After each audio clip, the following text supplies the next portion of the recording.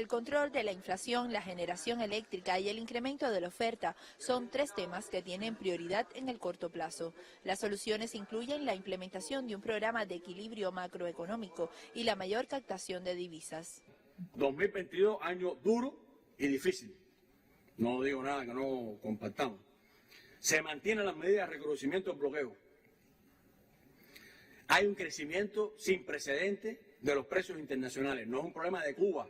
Hay solo que leer la prensa y las noticias que circulan hoy en el mundo y el enorme desafío que tienen muchos gobiernos para enfrentar también la inflación. No se alcanzan los niveles proyectados en el Plan de la Economía Nacional de 2022 y, por supuesto, entonces calificamos que no han tenido el impacto necesario las medidas aprobadas. Todavía. Y ratifico que uno de los elementos que está impidiendo alcanzar mejores resultados, el elemento principal que lo está impidiendo, más allá de nuestros problemas organizativos, es la divisa.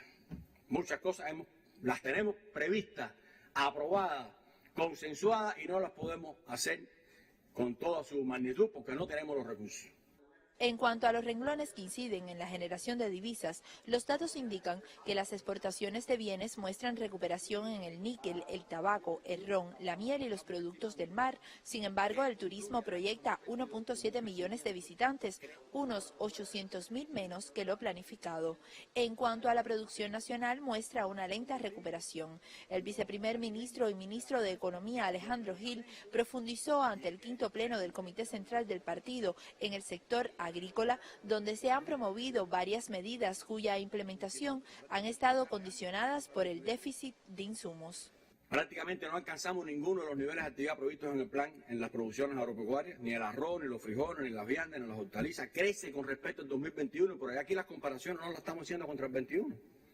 Compararse contra el 21 nos pudiera dar una visión de recuperación que realmente no tiene impacto en la vida de las personas, o no tiene un impacto fuerte.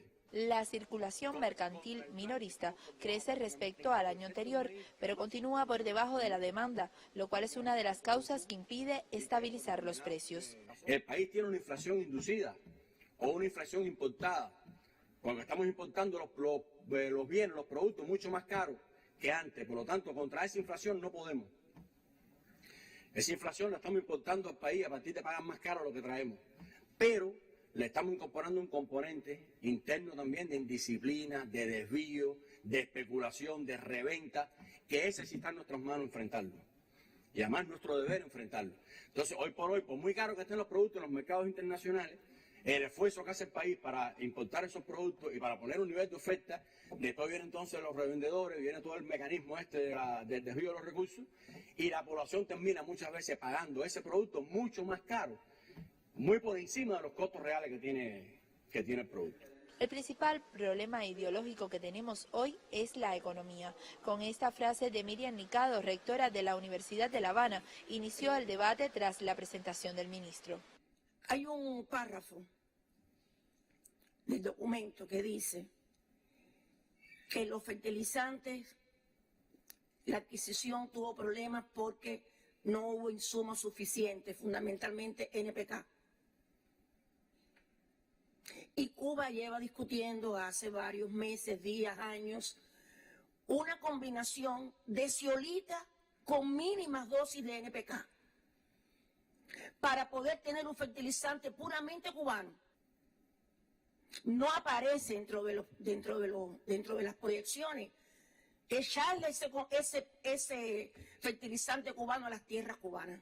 La capacidad de compra del salario desconectada o al margen del costo de la vida, también eso nos lleva a análisis tergiversados y aun cuando se reconocen que estas medidas no logran estremecer la empresa estatal socialista, se va más sobre las medidas que se han tomado y no sobre la implementación de las medidas.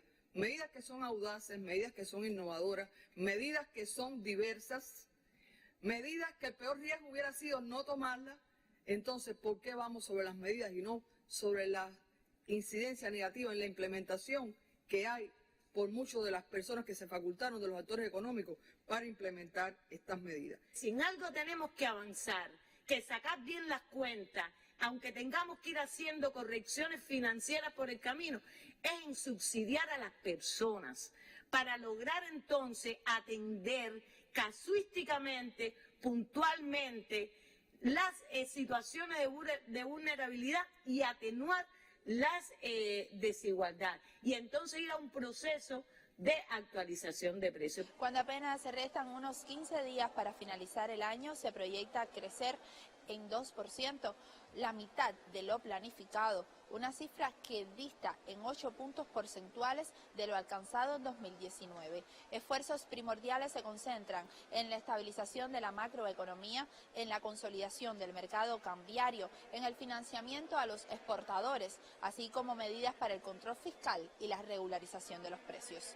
Fue un reporte de Lisandra Sesto para el Sistema Informativo de la Televisión Cubana.